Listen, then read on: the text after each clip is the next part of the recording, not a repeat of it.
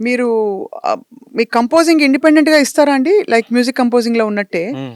కొంతకాలం వాళ్ళు చెప్పింది మీరు నోట్స్ రాసుకోవడం. హ్మ్. అవునండి. ఆ తర్వాత మీ అంతట మీరే ఇలా కంపోజ్ చేశాను ఈ 1 మినిట్ అని దాన్ని ఆ! ఆయన సవరించడం అట్లా అవుతుందండి? ఎగ్జాక్ట్‌లీ అండి. మీ మెంటరింగ్ అలా నాకు అవుతుంది. ఆ ఫ్రీడమ్ ఇచ్చారు గాబట్టే నేను ఈరోజు అంటే అప్పుడే బిగినింగ్ స్టేజ్‌లోనే నేను కంపోజ్ చేయగలిగాను. హ్మ్. భానుది ఈ సాంగ్ కంపోజ్ చేసి చూద్దాం ఎలా ఉంటదని.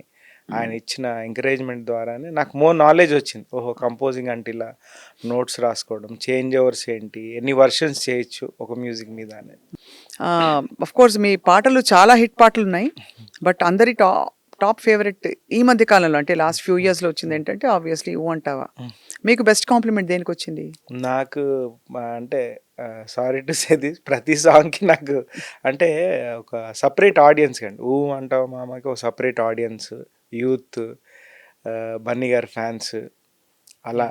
ప్లస్ ఇప్పుడు సంక్రాంతికి వస్తున్నాము. ఫ్యామిలీస్ దగ్గర నుంచి నాకు మంచి అప్రిసియేషన్ వచ్చింది. హ్మ్. అందరూ ఎవ్వరు కలిసిన "అబ్బా! ఎంత మంచి పాట చేసావు భాను."